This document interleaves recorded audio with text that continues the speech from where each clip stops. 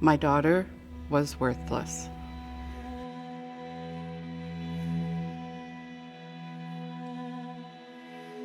My name is Lorie Kean.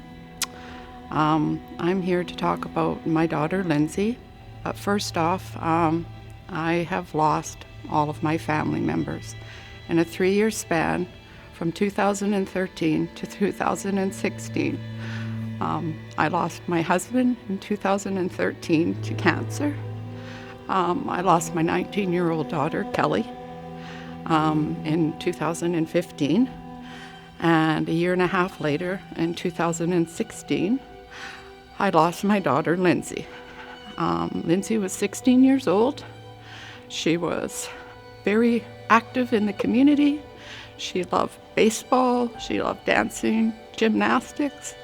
She had a social life like you wouldn't believe. Unfortunately, on September the 20th, 2016, my daughter went out with some friends and they went to the movies.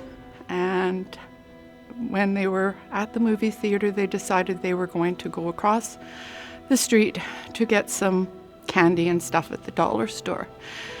Anyways, as they were crossing a highway in Nanaimo, Lindsey didn't quite make it all the way across. She was in a crosswalk, but the light had changed and she had ran out of time, and she was hit by a truck. She survived that, amazingly enough. She survived being hit by the truck, but she had a broken femur. When she arrived at the Nanaimo General Hospital, they said, well, she had a little bit of road rash. She had to have a few stitches in her head, and she had this broken femur. So they basically just kind of strapped her 2 legs together and willy-nilly put her in a room and said, oh, okay, we'll do surgery tomorrow. She'll be fine. About 5 to 6 hours later, she started going into grand mal seizures. And then the pandemonium hit. Everybody was running around freaking out, and they were like, we can't handle her here, we can't handle her here. So they airlifted her to Victoria General Hospital. When she was received at Victoria General Hospital, they were appalled at the condition she was in when they received her. By that time, it was already too late. Because she had what they called, I found out afterwards from the coroner, what you call FES, which is fat embolism syndrome. And it's where the fat seeps out of your bone, a broken bone, and goes into your bloodstream. And if it's not filtered properly through your lungs, it goes to your brain. And then you will die. I sat by Lindsey's bedside for 25 days. Well, she was hooked up to all sorts of machines and equipment. It was crazy. And I prayed every day. I sat by her for 25 days. And then one morning they came in and said, we have to unplug her. There's nothing else we can do. So that's what they did. And then eventually when I got the coroner's report, and she had said that Lindsey had died from FES. And what was this? And oh my God, she died because she had a broken femur. This isn't right. A 16-year-old girl should not die from this.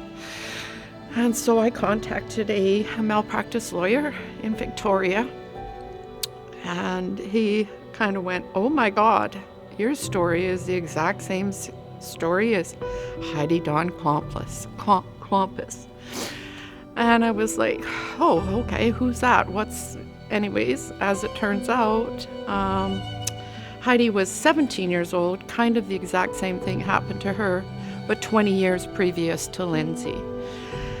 And nothing's changed in the medical field. So between Heidi 20 years ago and Lindsey, somebody needs to be held accountable, changes need to be made, so no other family member has to go through this. There's no reason in the world, it's 2021, that this is still happening. It's unacceptable. It's not right. And me as a parent, I feel very angry and very upset with the fact that I can't hold anybody accountable for their negligence. And my daughter, Lindsey, was my last surviving family member. And she was supposed to take care of me when I get old. And she's not here. So who's going to take care of me? And there's nothing I can do about it. Learn more and donate to support the cause at intheirname.ca.